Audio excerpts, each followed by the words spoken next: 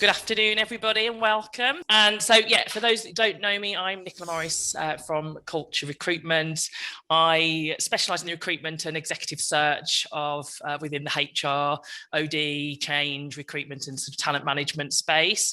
And I'm here today to partner with Gavin and Danny, who we welcome back for a second time to deliver some interesting content to you today. So on to the main event. Gavin Rauch and Danny Bacon, both independent OD consultants. So thank you both for agreeing to speak again for us today.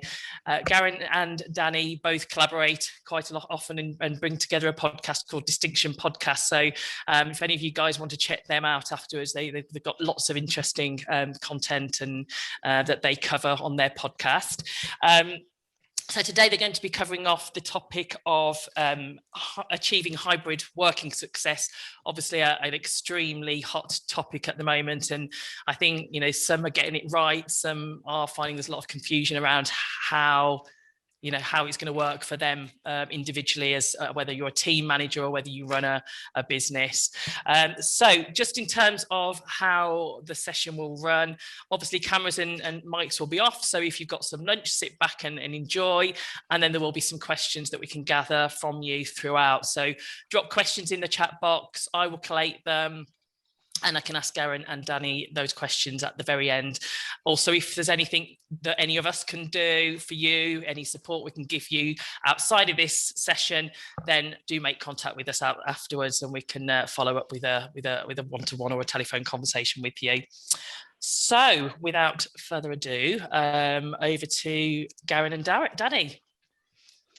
Brilliant. Hi, welcome, and thank you so much for giving up your lunch times and joining us today. Hi, and welcome to our interactive 60-minute session, and we're really pleased to be hosted by Nicola Morris and Culture Recruitment Group as well. Danny and I are absolutely delighted to talk to you today about this really important subject. And today we're going to be covering the essential and intensely topical subject of hybrid working. Firstly, thanks for the introduction, Nick. So, as I said, my name is Gavin Rauch. I'm an organisation development consultant, and I've been working in organisations from London to Sydney to Shanghai for the last 16 years. And for those of you who don't know, organisation development is actually the third of the HR disciplines, and it's all about working with organisations and treating them, all of its different components, as a system in order to achieve high performance. And Danny and I, we're experts in working with organisations to overcome the challenges created by geography, by time, team and divisional boundaries as well.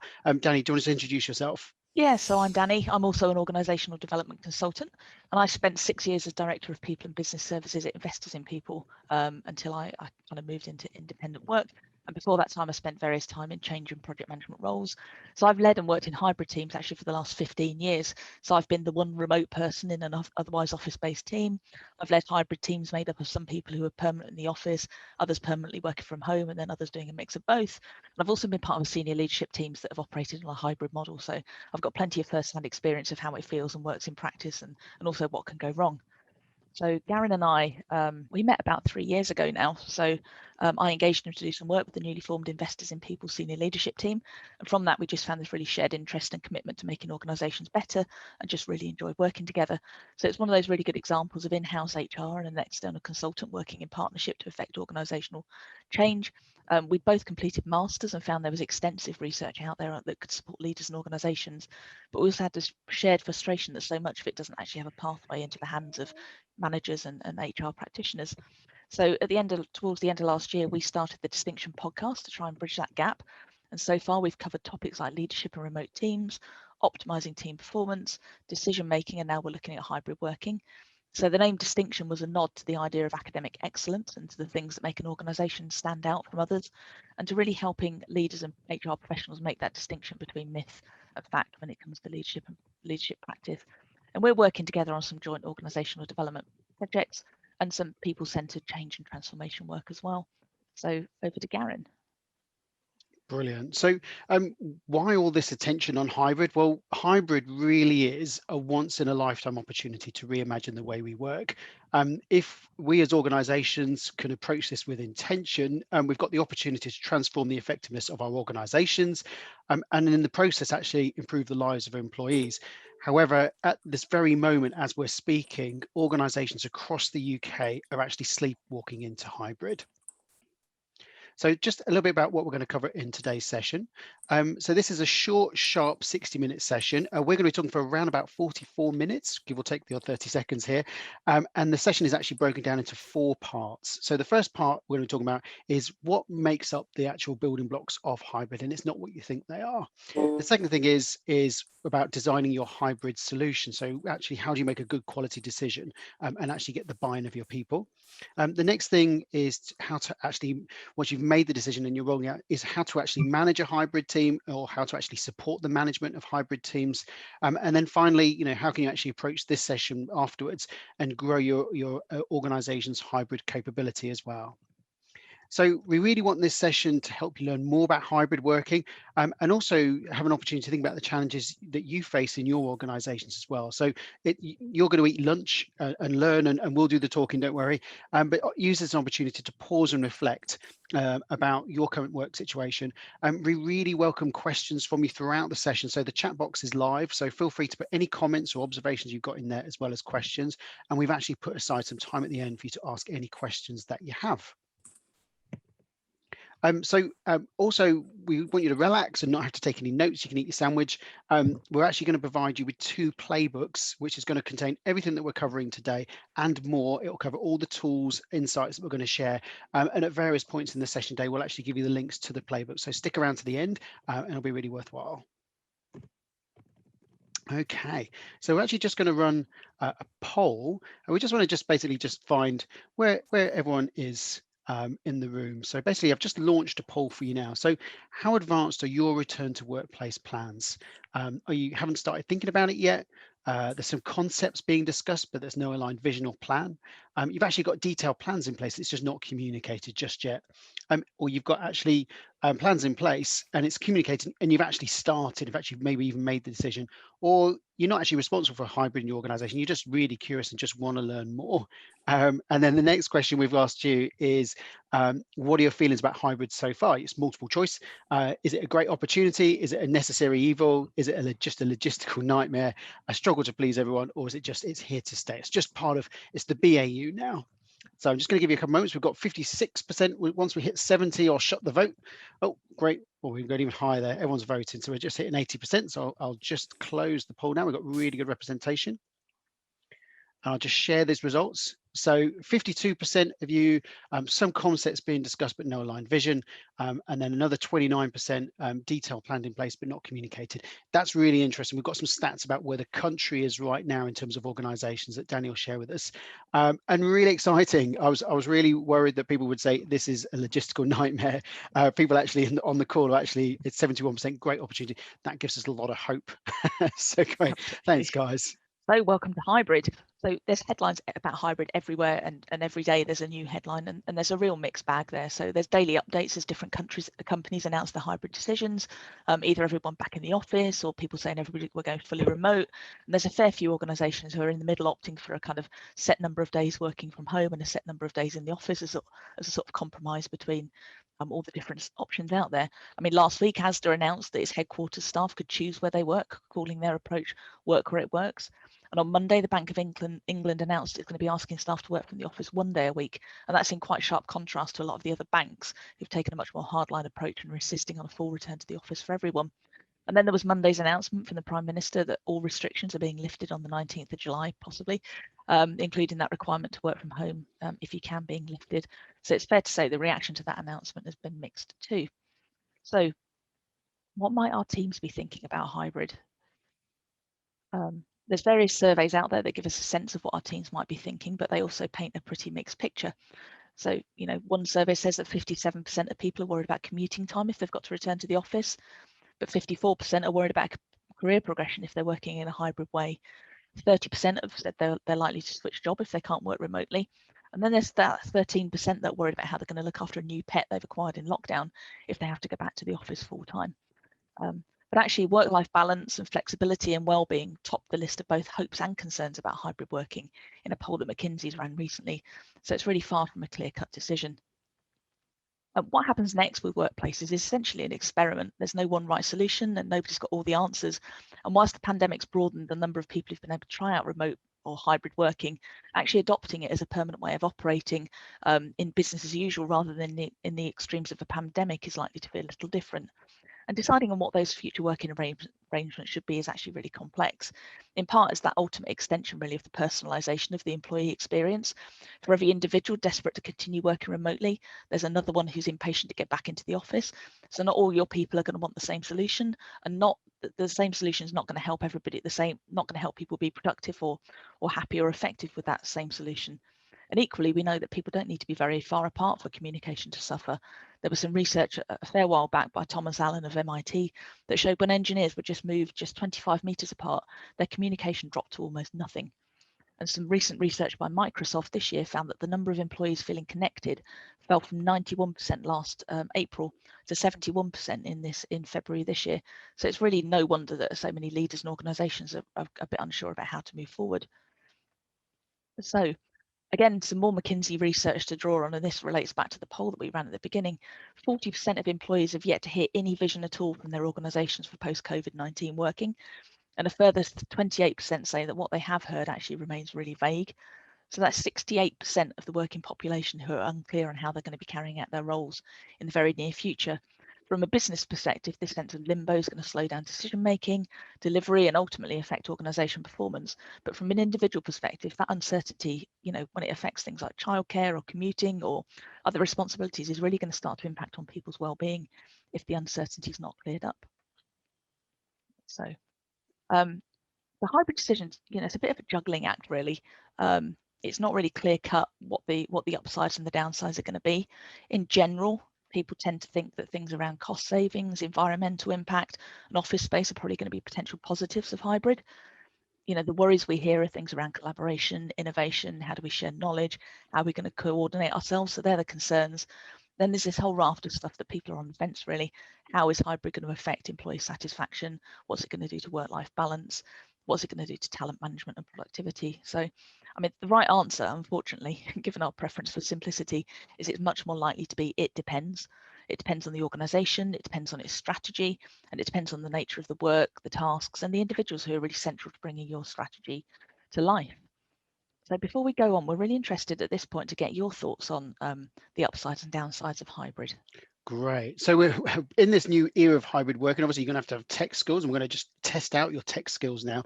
What we want to do is you to help form part of the research. So what we're going to do is on the next slide, we're going to invite you to actually just annotate your opinion. Annotate's the Zoom word. So if you're basically using this on a laptop or a desktop, and when we go into the next page or next slide, all you need to do is click View Options, which is on the top menu bar, the arrow down. And just basically on there, I think it annotates the third option down. You'll then see some stamp tools, and you can put a tick or a cross next to what you believe to be the upsides or downsides. If you're on a phone or a tablet, absolutely no problem, same process, but you can only do it with a pen icon. So you're actually going to have to draw your tick or your cross as well. So if you can't do it just because of however you're logging in today, absolutely no problem. We'll only be on it a few moments, but it's just really want to just get what people are experiencing themselves as the ups and downs. So here we go. Here's the page. So by all means, just add on there a little cross next to where you believe it should be, or a tick. Great, thank you so much. Thank you, Terry. Excellent. We've got some very tech savvy people in this. We've done this before, and it just this great. We've got some people doing it with lines as well, so that shows people giving it a go on their phones as well. So I'll just give you another 30 seconds. Let's have a look at some of this data. Work-life balance, it just ticks off the scale, isn't it, Danny? Yeah, it really is. Inclusion, there's a lot of crosses coming up. Coordination, some negatives around there. Mixed picture on collaboration, more crosses going into inclusion. Knowledge sharing is having, it's pretty even balance there. Environmental impact, some positives there as well. And flexibility is overwhelmingly positive. That's really interesting data. Now, thank you so much for running that data set. I'm just going to save that if that's okay. So now we're going to look about, how you go about making the right hybrid decision for your organisation. So hybrid can work brilliantly, but it's not without its challenges. I think, as we've seen from that previous slide, there's lots of mixed opinions. And the initial move to remote working that we're in now was really a rushed decision in the chaotic context of the pandemic, but hybrid is different. It's a strategic decision. So it's a real opportunity to take stock and to retrofit what was missed in the rush to move to remote working. We've got the opportunity now to review what's worked well for ourselves and our teams over the last 12 to 18 months, and we can identify what's proved more challenging. So we're working with organisations on being really purposeful about hybrid. So designing, planning, executing an approach to hybrid as you would any other business critical decision. And it's really important not to kind of sleepwalk into it or drift into it, or equally not to rush into it just because that requirement to work from home is being lifted on the 19th of July. There's huge benefits in just taking some time to work through the right decision for ourselves and our organisations. So before we go any further, I think it's really worth defining what hybrid working is. So much of the hybrid discussion and the headlines simplify it into a choice about the number of days you're going to be in the office and the number of days you're going to be working from home. And actually reducing it to that binary choice really limits its scope and potential. So taken to its full conclusion, hybrid could really offer any number of combinations and possibilities.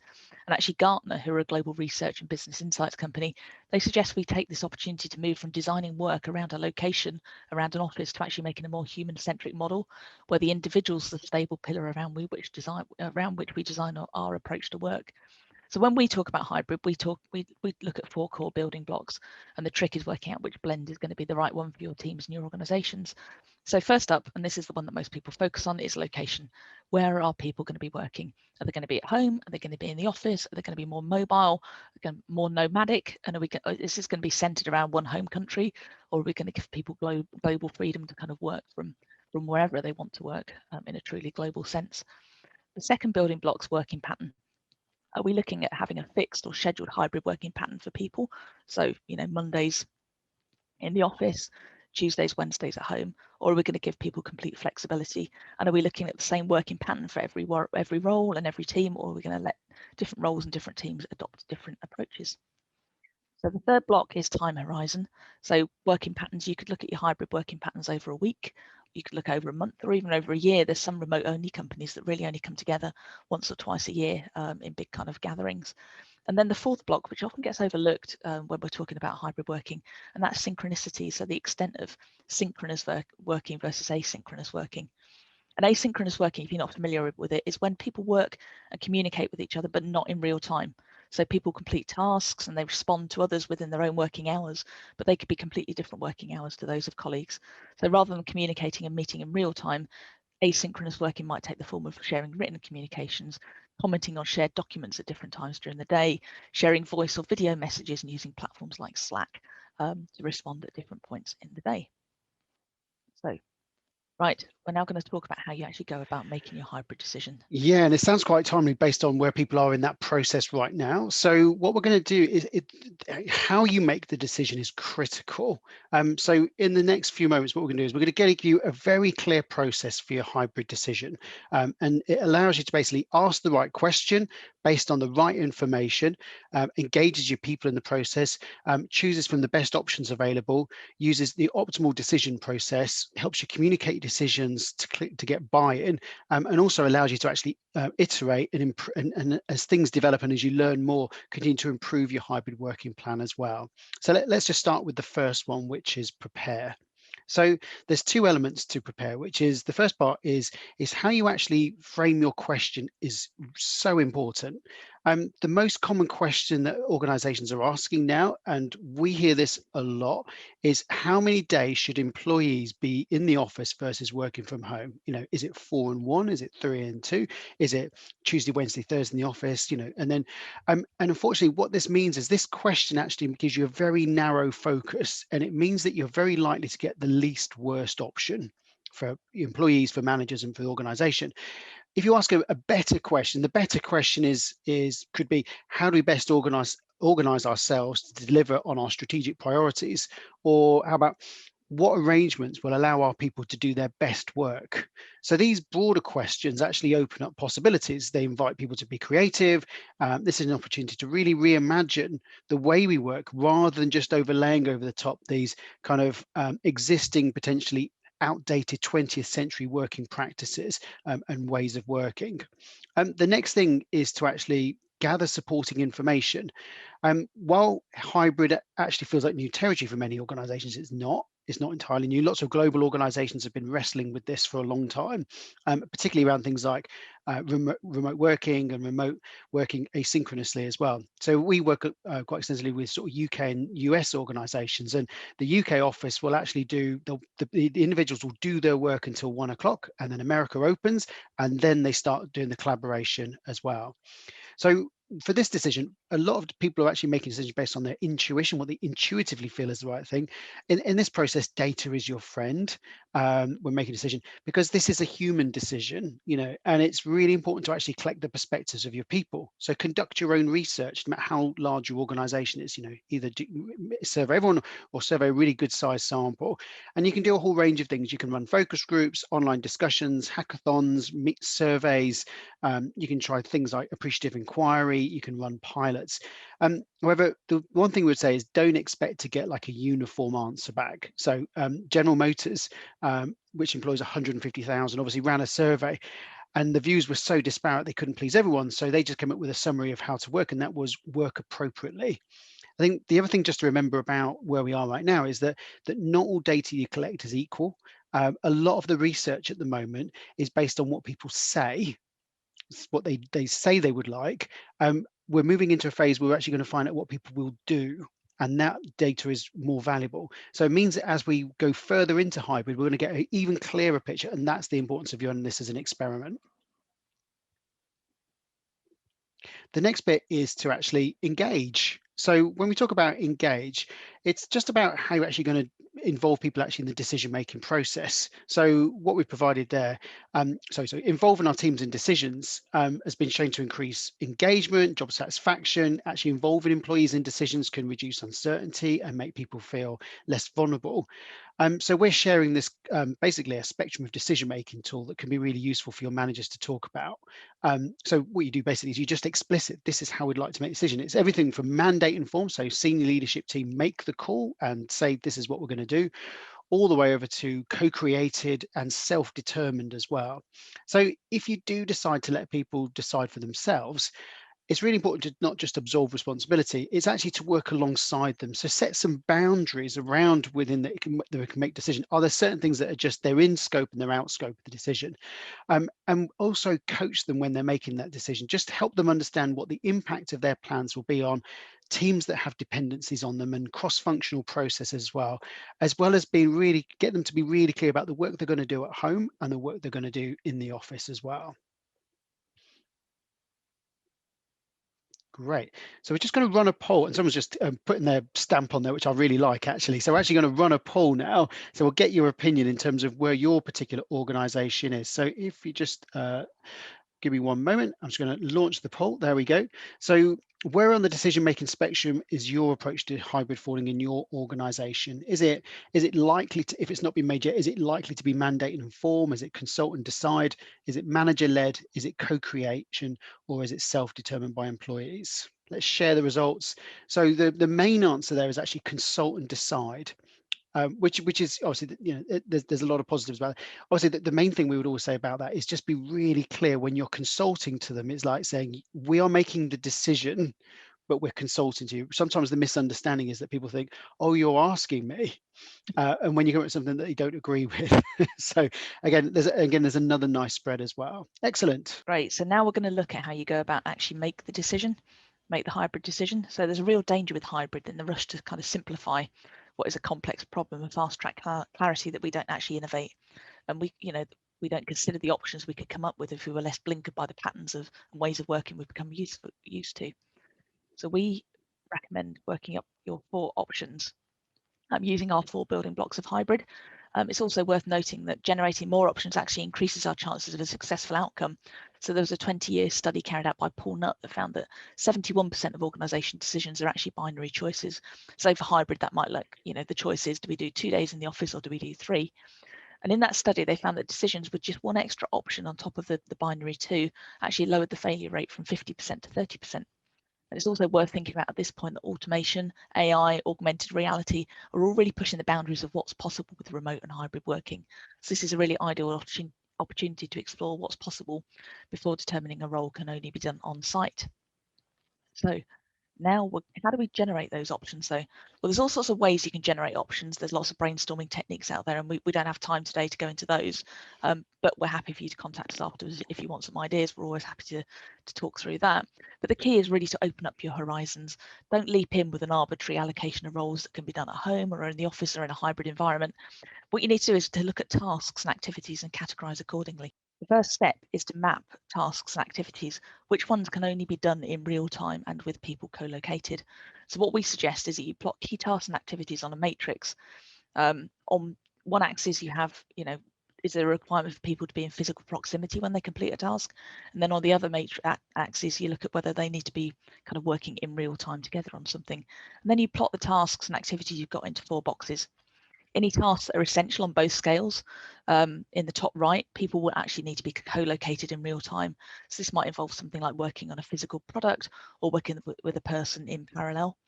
Any tasks that are essential on physical proximity, but not with people needing to be together at the same time, could actually work around staggered working times, and that could be sequential work on a physical product, for example.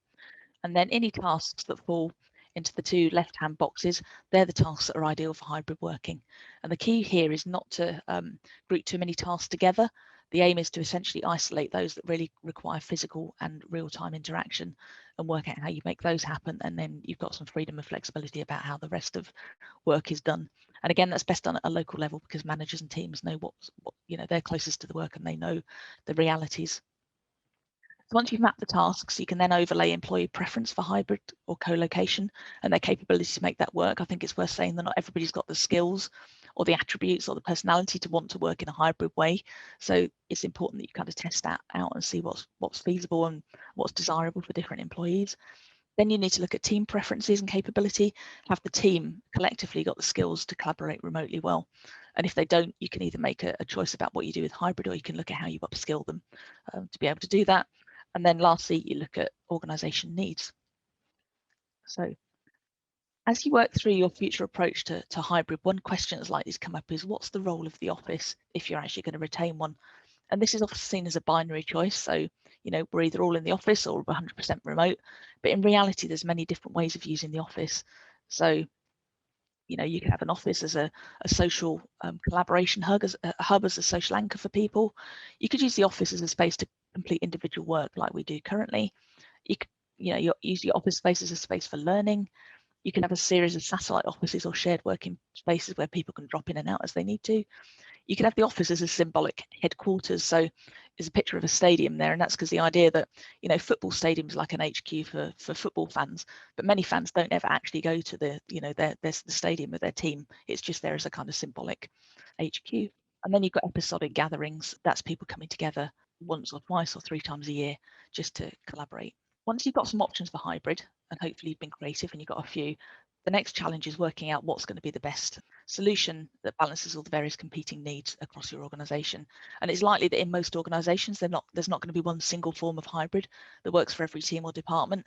And actually trying to apply a blanket approach to that is probably inevitably going to lead to problems. So establish some parameters to test your chosen approaches against. We've given you some ideas here, and these are all in the playbook.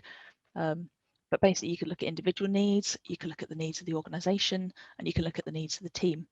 So what's really important is that you select the combination of criteria and parameters that work best for your organization. And having really robust discussions about the criteria you're choosing is really important, and their relative importance and weighting will really help you get the right solution. If there's non-negotiables in there, make sure these are clear and really explain to people the rationale behind them. So at this stage, it's important to fully work through the possible implications of the options you're considering as well, both the intended and the unintended consequences. How's your solution going to impact on different teams, on your customers, on stakeholders and processes? And in the event that you can't quite get your solutions to meet the parameters or your requirements, then be creative and look at ways to mitigate issues rather than just saying a blanket no, hybrid's not going to work for us. So once you've chosen your preferred solutions, we suggest you use a few key questions to really test and challenge the final solution or solutions that you're planning to move ahead with, and bring in different stakeholders at this point to help with this exercise, so you really make sure you're seeing things from multiple perspectives. So is your solution aligned to your strategic priorities? Is it going to flex to the needs of different teams and flex to your organization as it grows and changes? And does it support key links across the business, either that's relationships or processes? The second category of questions to ask are around people. So do your people have the capabilities and skills to make the solution work? Look at both managers and employees. Do they have the skills and the attributes to really thrive in a hybrid environment? Do they have a sense of agency and ownership about their part in making the hybrid solution work? Hybrid only works if everybody involved plays their part and really takes ownership to make it happen. Does your solution support the well-being of your team? And is it fair and equitable? And then lastly, there's a section of 3 questions around infrastructure. So have you got the right technological infrastructure to support your solution and make hybrid effective? Have you allocated sufficient budget to make it work? And do you have KPIs in place that are really going to help you track how things are working out and how effective your solution is going to be? Brilliant. So the fourth part of the making the hybrid decision is the importance of communicating the actual decision. So basically, it doesn't matter the quality of the decision that you make if it isn't accepted by your people. And that's often the risk when you sort of do a mandated decision. So your initial hybrid solution is unlikely to give everyone exactly what they want, no matter how thorough and widespread your involvement with teams has been. And it really works, really important to work through with your team, what it means for them as an individual, what it means for their job, what it means for their team and their organization, and make sure you spend time on this and do it properly.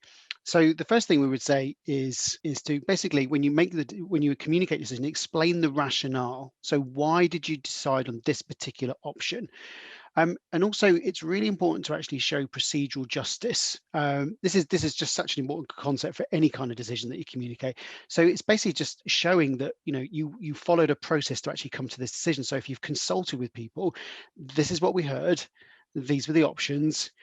We didn't choose these options because of these factors, but we are choosing that factor. And we know that this factor doesn't have all the answers, but we will review it. And I guess if you can show that, then even if people disagree with you, they'll actually understand that you have followed a process and you'll get more likely to get the benefit of the doubt. The next thing is, this is a complex decision and there are trade-offs. There are downsides to every decision for hybrid.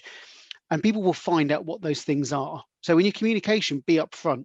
Treat your staff as adults. Say to them that these are the trade-offs, and in some this might make your life a little bit more difficult. But by being really clear and then inviting them in to help you overcome some of those obstacles, it's much better, and you can actually surface these things rather than people actually discussing these trade-offs in chat rooms or around water coolers where you can't access those conversations. The next one is to really just sit down with people and help them understand the impact and implications for them. How will it shift their priorities? What will it do in terms of like their workflow and the projects they're working on, living conditions, all those kind of things. And it's a two-way process. So in that, you'll be finding things out that maybe you didn't know during the decision-making process. So that's why it's really important to be open-minded and updating your solution. And also helping people understand what Danny said earlier, their responsibilities. A lot of organizations, you're going to see employees put the responsibility for hybrid working on the senior management, and that will not work. Everyone has to make hybrid work. And then the final thing is basically making sure that you offer support. So yes, there's the set piece communication, and a lot of managers say, well, we did a town hall and that was, everyone nodded and that was great. That's the start. You really do have to sit down with teams and individuals to actually help them understand what it means for them as they go through it, and as they start to operationalize this, when things start to come up and makes it more difficult to do their work, and also provide them with the tools. One of the things that a really good example, one organization trained up 250 digital ninjas to help staff adapt and benefit from the new tools. Now, we all know that we only use about 10 or 20% of the functionality of the platforms we use.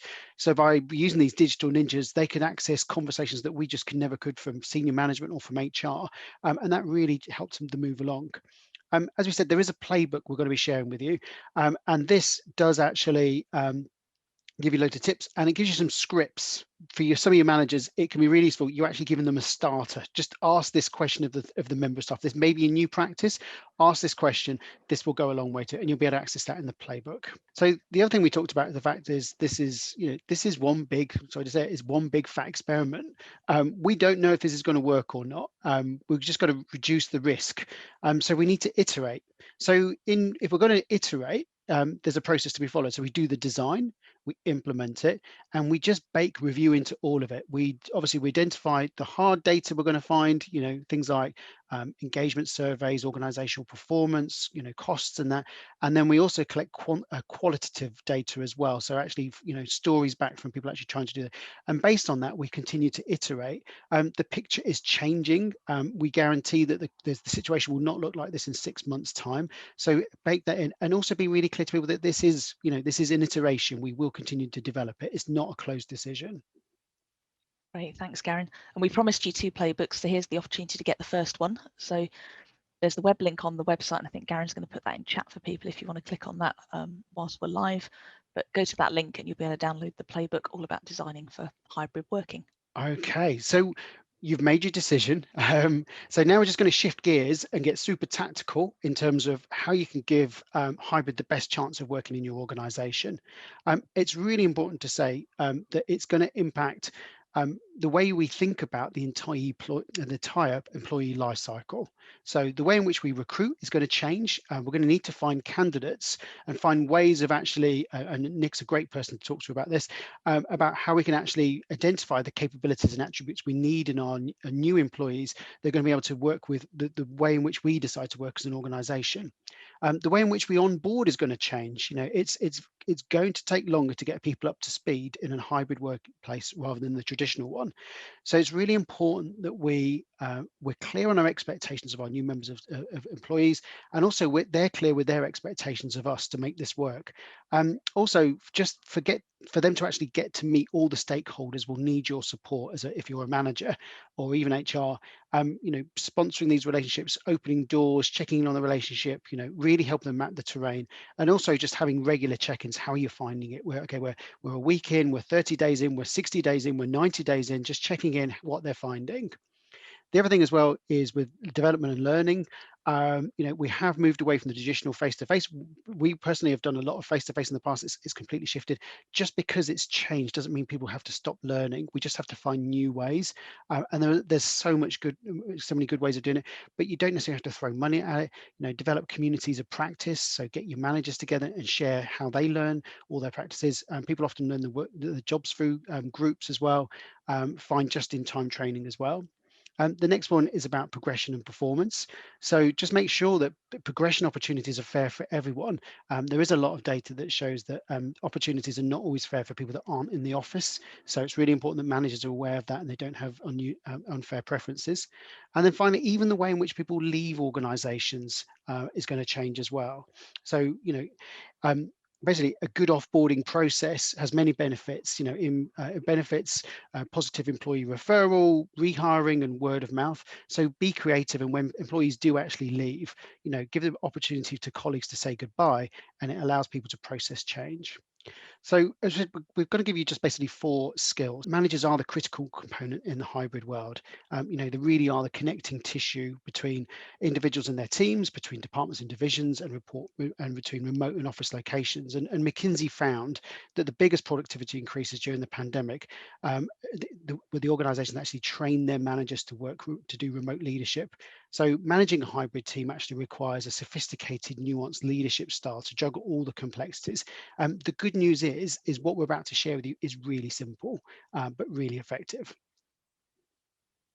So in the rush to move into remote working, last year many teams actually set up multiple communication channels, and there's a real kind of lack of clarity about how people should communicate and how information should be shared. So with many people returning from furlough and not necessarily being trained up as they've returned, many are only using a small percentage of its capability, and this creates like a confusing situation and making communication messy and complicated. So what we're just going to share with you again in the playbook is a communications audit checklist. So as you prepare for it, now is an optimal time to actually do this within your organization, within your teams. Once it's complete, consult with your team, share the findings, streamline the tools you use, and then provide clarity on how you'd like people to communicate. The next thing is managing a hybrid team brings lots of benefits, but also lots of complexity. So spend time with your team, actually how they're going to work together in a hybrid world. So just reflect on what's worked over the last 15 months, but also find out what's been challenging and use these lessons learned to actually codify how you'll work together moving forwards. So again, give people the chance to express their concerns and how they want to be involved in this through one-to-one meetings. And again, that inclusivity thing that you talked about in the data earlier, again, is one of those things that this can help redress. The next thing is about hybrid meetings. And again, a lot of the experts are saying we just need to reduce meetings. We've got Zoom burnout. We would actually challenge that and say, look, it's not the quantity of meetings, it's the quality of meetings that need to be improved. Generally, meetings, we observe lots and support organizations. There's so much room for improvement and for consistency.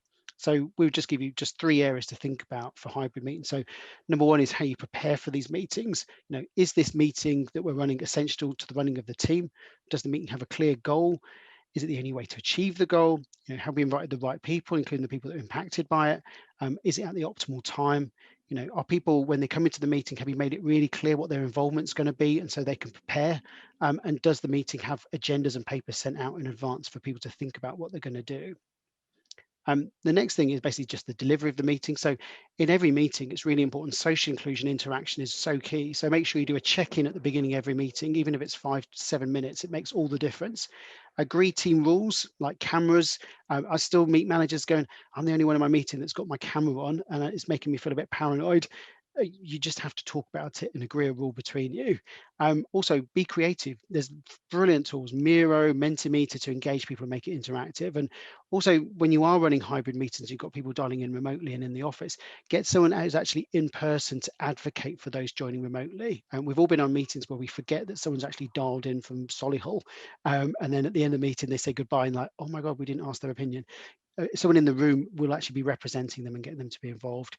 And then also just have protocols around how people ask questions and ban in-room side conversations, which are difficult for remote workers to access. And then just wrapping up, really good practice, ensure actions are recorded and shared between everyone, and just continue to review how meetings go, 5-7 minutes at the end of big size meetings, just to see how it went and what could be improved next time makes all the difference. So let's just move to the next poll. Again, we're really curious to find, how would you rate your experience of remote meetings in the last 15 months? Has it been completely dysfunctional? Has it been okay, but room for improvement? Or brilliant, I can't imagine how they could have been better? Just give you, I'm not sure how valid this data is going to be to use in an academic journal, but just let's shut that poll now and share the results. We got 95% okay, but room for improvement, and 5% that lucky person, brilliant, couldn't imagine they could have been better. Excellent, thank you. Now we're going to look at the kind of second element of being a really good leader of a hybrid team. And that's about building trust. So we know from our research that building trust is a critical factor for high-performing teams, and it's even more critical for remote and hybrid teams. So that trust-based relationship with your team means people are more likely to open up about concerns they've got about their work and their productivity or their well-being. And this means you're better positioned to provide support early on. And particularly when you're not co-located with people, having that trust and knowing what's going on for people is so important. Trust facilitates cooperation and effective coordination, and it's especially important when people feel vulnerable or there's uncertainty. It's going to really help you navigate change and challenges more effectively. So hybrid is likely to bring some of those challenges, and if you've got a trust-based relationship with your team, then you're more likely to give each other the benefit of the doubt when things don't go to plan, when you're trying to work your way through how hybrid's going to work. So it's crucial. So what are the most important factors for building trust? Well, first up, it's seeing and treating people as individuals. Make sure you're having regular one-to-ones with each of your team members. And by this, we mean every 2-3 weeks, maybe even weekly. Use this to check in on how work's going, but take time to talk about wider issues so your team know that you care and you're supporting them. But don't be intrusive. You kind of need to test the ground and find out the right amount of information that people are willing to share with you. So it's really about knowing your people and taking it one step at a time.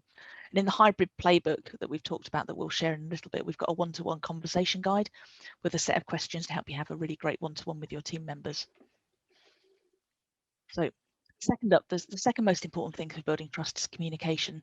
So if you want to build trust, you need to communicate in a timely, transparent and respectful way. And that's especially important when lots of change is happening. The research shows that a predictable cadence of communication can really build productive and trusting relationships.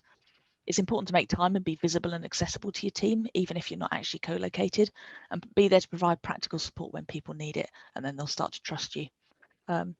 Recognizing employee contributions is really important. It's, people need to feel appreciated and visible, whether they're working in the office or or remotely, and share achievements, because that really helps people see what others are working on and instills a sense of pride in the whole team, even if they're not co-located together. So the third building block of being a kind of really effective hybrid manager is all around creating collaboration and cohesion. So just like trust, social connection and cohesion are crucial for high-performing hybrid teams. So we know that from the research that socially cohesive teams are much more likely to cooperate and interact with each other, and employees who were satisfied with their social connections in their teams were twice as likely to maintain productivity on collaborative tasks while they're working remotely. And social cohesion emerges essentially where team members like to work together, and even small amounts of high quality social interaction can really lower stress levels and improve well-being. Working virtually in a hybrid team doesn't necessarily mean social cohesion has to suffer, and equally it doesn't mean you have to have forced or scheduled fun. So, we know that some people tried virtual coffee mornings in the early part of the pandemic, and for some organizations that worked really well, and for some it tailed off and enthusiasm waned quite quickly. But the trick is really knowing what makes your team tick and try and have a variety of things on offer that cater to different interests and give different personality types and different people with different characteristics the opportunity to get involved in social activity. So as the manager of a hybrid team, you play a really key role in creating collaboration and social cohesion. You've got a role around bridging communication gaps that appear between teams and individuals. You can watch out for silos. You like to see new silos and rivalries emerging as you go into hybrid working and change working patterns. And you may even see old silos that you thought had gone kind of re-emerge once people shift to hybrid working. And as a manager, you can be really proactive and ensure that relationships between individuals and teams are strong, that you're connecting people who've got the right skills and experience perspectives together, and ensuring that your team's got a voice and visibility with senior leaders and decision makers in your organization. So there's also some research from Harvard Business School that says, whilst there's credibility in the argument that people are more likely to have conversations if they bump into someone in an office, that kind of idea of serendipitous collisions, there's actually almost no data whatsoever to suggest that those conversations are actually likely to be helpful to innovation or creativity. So there's lots you can do to encourage innovation and collaboration, even if people aren't together. And one simple but powerful technique you can use is to sit down with your team and map out who needs to interact with whom to achieve your strategic priorities and your team's key work tasks. There's really sophisticated tools around organizational network analysis, but actually a really simple version is just to mind map key relationships, get people to score the importance of those relationships and the current quality of those relationships out of 10, and then work with your team members to work out how you go about strengthening those relationships, and that can really pay dividends. There's other things you can do to encourage collaboration and cohesion. You can build your virtual collaboration toolkits like we've talked about before. Make sure that people are being creative and inventive and know what tools are out there to kind of collaborate virtually, and they know how to use them. Experiment to see what virtual collaboration works best for different tasks. Flex your approaches to suit different individuals. Share successes and recognize innovation when it's happening. Be transparent and share good practice so everybody can learn from each other. And create dedicated innovation time. So don't rely on people bumping into each other in corridors to have good ideas. Set aside, create time for innovation days, hackathons, that sort of thing. And then lastly, our fourth critical element of leadership skills for hybrid is being fair and acting fairly. So as carefully as our hybrid planning has been, the risk of unintended consequences is ever present. So consistency and fairness underpin organisational trust, and inclusivity really needs to sit at the centre of our hybrid plans. And we saw earlier when people were putting their ticks and crosses on the chart that inclusivity was a real concern for people. So there's lots of things to watch out for, but today the three we're going to cover. The first one's presenteeism. So watch out for signs that even if you set up a hybrid solution, that people start to feel they need to come into the office to be on a level playing field. If your leaders are saying one thing, saying that working from home is legitimate, it's fine, you don't need to come into the office, but then they're acting differently, you can end up creating a culture of presenteeism and implicitly encouraging people back into the office. And this can lead to a build-up of resentment. So leaders also need to role model hybrid if you're going with it. So if all your senior leaders are always in the office, then that's not really role modeling hybrid. You need leaders to kind of be in the office and also join meetings by dialing in and by video conference rather than always being there face to face. I liked presenteeism and the idea of power dynamics. So when you've got new ways of working, this can shift power dynamics in your organization quite quickly. So as a leader, it's try and spot any imbalances and really seek to address them. So does everyone have equal access to the knowledge, information, and decision making they need to do their jobs? are individuals and teams being recognised consistently? And then lastly, track the long-term implications of hybrid on things like promotion and progression. So irrespective of whether your organisation is still working with a formal appraisal process, as a manager, you're going to be making judgments about the performance of your team and the people in your teams. So as managers, we just need to make sure we don't fall prey to bias and start rating people who are in the office more positively than those who are working remotely, simply because we see them more. That kind of out of sight, out of mind thing does crop up in the research as something to be aware of. So there's one study in a contact centre that found that remote workers were more productive, but they were also less likely to be promoted than their on-site peers. And there was some ONS data a while back that showed that people who work from home were on average 38% less likely to have received a bonus compared to those who'd never worked from home. So if this sort of thing carries on and checked, then people are going to start to feel they need to be in the office to be treated fairly, even if their performance would be enhanced by hybrid working, and this can really quickly disrupt hybrid plans. So just a quick recap, all you need to remember today, the playbooks are there for you. I understand the link. All you need to do is with the link, just forget the end /. I'll put the comments, the link again in the comments in a moment. All you need to do is remember 5 steps and 4 skills. 5 steps and 4 skills. That's all you need to remember to make your hybrid decision. Prepare, engage, decide, communicate, iterate, and those 4 skills that we talked about as well. So on top of the tools and insights that we've shared with you today, there are some specific activities that you can do, and we're not going to go all the detail now. So number one, there's some specific things you can do to actually design your hybrid model, even if you're not the decision making, where you can actually coach the teams making decisions. It helps set up the change teams. The other one is actually preparing your people and your processes, building that capability, coaching your managers to be better, setting the KPIs, and there's a question about KPIs in the chat box, and then also embedding hybrid working into the way, how do you actually facilitate and help break down those barriers between different teams and divisions? Yeah, brilliant. Okay. Yeah, brilliant. Well, once again, thank you very much, both of you. And I think, sorry, Gary, I think you were about to say something. No, I was just going to say the 60 minutes has really flown, and hybrid is a big world. So yeah, feel free to just drop us any questions that you have, and there may be even questions that you have after the session as you get further into the hybrid decision process. Feel free to drop us a line regarding those as well. Excellent. Okay, well, have a good rest of the day, everyone, and thanks for joining us. Thanks, guys. Thank you.